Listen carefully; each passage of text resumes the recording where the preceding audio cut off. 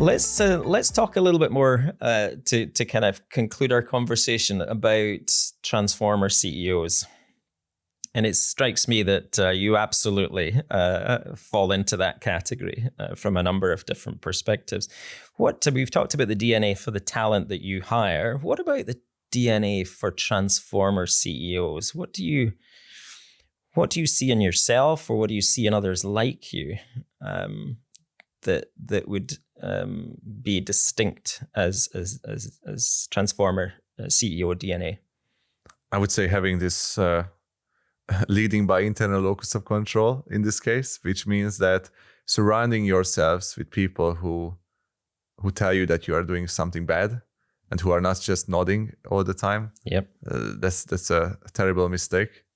In addition to that, just having this self-criticism and I think we are being humble as an organization, and that helps. Being humble by the grand movements of the market, by certain situations, and acknowledging that we have a lot to learn. That fully helps.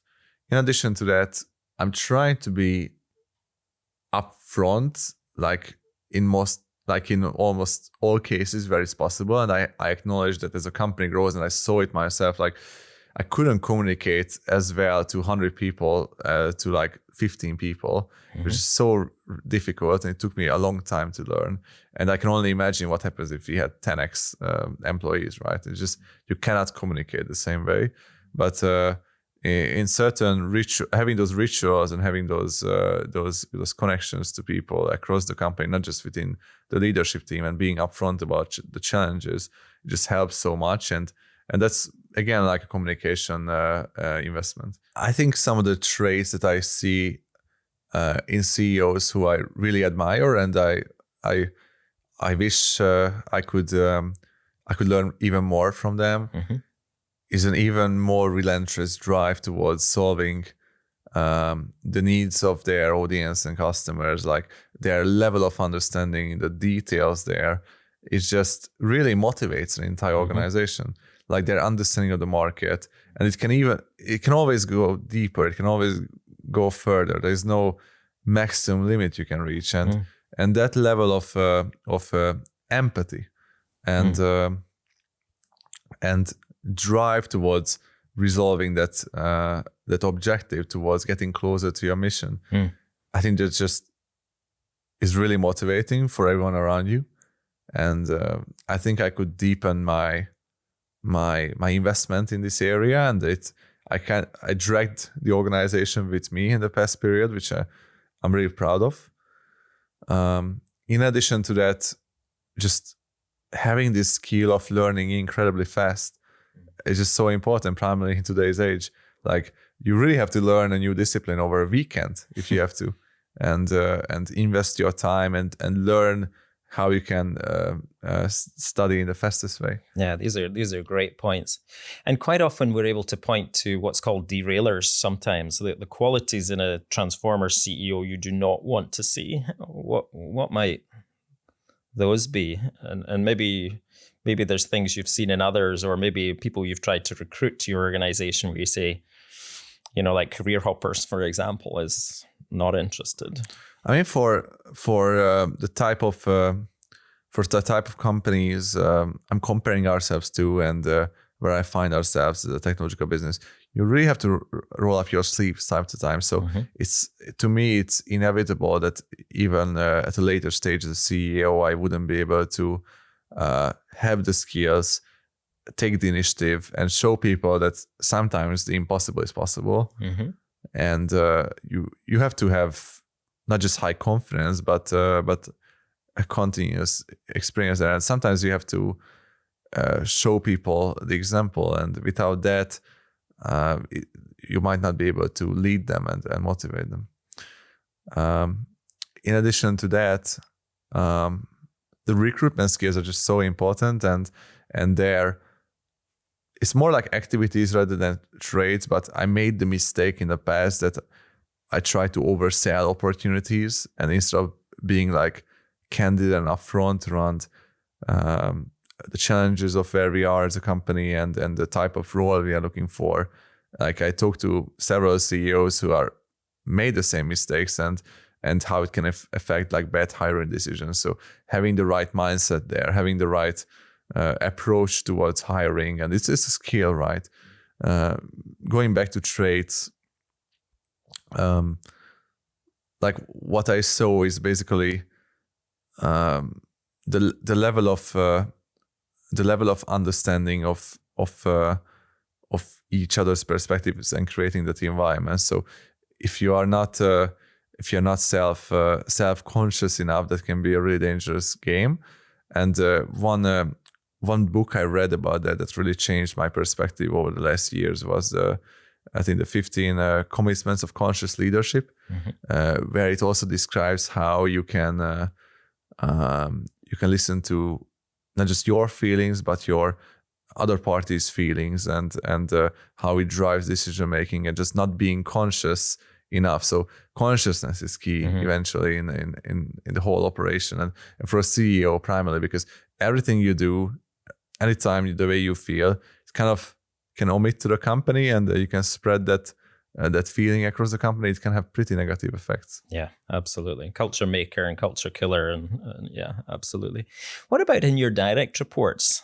Are you kind of grooming those individuals maybe one day to take over your position as CEO? There are possibilities. I would say I'm trying to solve problems together with them as much as possible, trying to ensure they have the context I see, and I'm trying to give them as much ownership and accountability, and also room to grow as possible. I do think from where we are, it's always inevitable not to just throw people in the water and see how they can swim. Like, to be honest, that's one of my methods, and it worked well so far. It's the fastest way to kind of ramp up someone in an area, and if you have the reliable people who you've been working together or you can recruit, it works pretty well. Yeah, it often depends on the quality of the person, what their past experience is, doesn't it? Yes. And their confidence. That's great, Dominik. A few kind of general questions to kind of wrap up our discussion. First of all, do you think successful transformer CEOs are born or bred? I think more the latter. I don't think I have many traits that I have now and I find successful that I was born with. There's so many things you can learn and pick up and practice. I genuinely think so. And that answer doesn't surprise me, because you talked about learning all the way through our conversation and how important that is. And do you think when you become a transformer CEO, that's what you always want to do going forward? Maybe, yes. Yes, I do. I mean, to be candid, this is one of the hardest jobs I could ever imagine. Literally, there are very few jobs I can imagine that are harder. So that curiosity, that challenge just drives you forward. Yeah, great. And what about the demand for transformer CEOs in the next 5 years? Going up, going down, staying about the same? Up for sure. Like, there's so much market disruption by solely technology, not only mentioning other factors. It's going to be a huge challenge to kind of rethink operations for small to large businesses. Okay.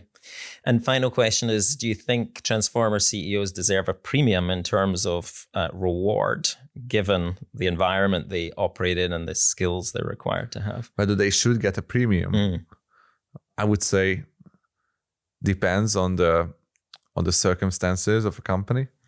Like, I'm a transformer CEO in this regard, and there was a period in our business where performance wasn't there. I was the first to cut my compensation in half. You have to be accountable for your decisions. Yep. I believe in that principle. I never felt okay having highest rewards in all sense. Like when the business is not living up to its expectations. When it does, this is a different story. So the leadership you've shown in that example is very clear as well. Yeah. And of course, not everybody is the owner of their own business or co-owner of their own business. Many CEOs exactly. are hired. Yeah. Well, Dominik, listen, it's been fascinating to hear your story. It truly is, and it's still dawning on me how much you've done in just a few years. The things you talk about and the fluency and the experiences. Many CEOs take 10, 20 years to get to. So I think it's a credit to you. You've come very far, very fast. I obviously wish you every success with Colossian and whatever comes afterwards. And thank you for being on the podcast. Thank you so much. It's been truly an honor, and I really enjoyed the conversation.